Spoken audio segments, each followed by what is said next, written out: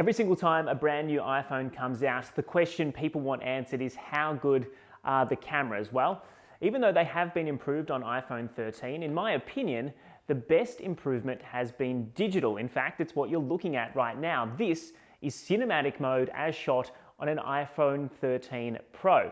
I've got a couple of examples here to show you how powerful this can be, but also a few of its limitations. Let's start with this video that I took of my adorable puppy slash model Apollo. You can see on the left-hand side of frame, he is perfectly in focus, and as he turns around, the focus shifts to the background where my fiancée Priscilla is. Now this was perfected in post. You can actually go in from the start and choose who you want to be focused on at any given time. It is essentially a digital replacement for the focus ring on a DSLR or a bigger camera. And you can see that it works really well, but if we focus on this final frame, you can tell that as the iPhone is trying to cut out the shape of Apollo, it's missed a couple of his hairs there. So it's clearly struggling to cut him out digitally and put him out of focus while the background is in focus.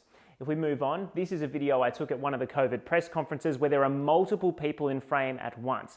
It works quite well when I'm focusing on the people in the foreground, but as soon as I try to push that to the background and the phone itself is trying to work out who it should keep in focus, you can see that the levels jump around a little bit. The AI is trying to work out who is in shot, who is the main person, who is speaking, who is moving, and it's struggling a little when there are this many people in frame. Of course, you can go into that same file in post and fix that up a little bit. And finally, this is another shot from a COVID press conference, but in a much darker room. Now, when I was filming this shot, I kept getting a warning popping up on screen saying that there's not enough light. And you can see that the phone is struggling to determine what's in the foreground and what's in the background. And at times, the entire shot appears as though it is in focus. Now, the reason for this, I believe, is that cinematic mode uses the LiDAR sensor. That is how it's working out who's closest to the camera and who's furthest away and how blurry or in focus they should be.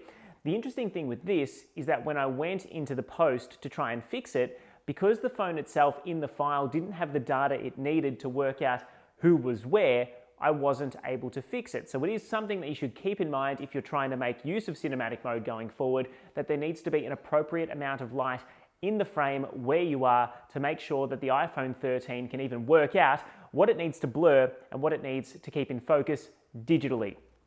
Even though it's got some limitations, this is an incredibly powerful tool for anyone like myself who loves the look of a DSLR lens, one that not only puts the background in focus, but makes it more blurry the further and further away things are. Apple has achieved something pretty remarkable here digitally, which is going to really take its video to the next level. They already had some of the best video when it came to the smartphone lineups in the world, and now they've taken it a step further. You can see our full review for the Apple iPhone 13 at 9news.com.au.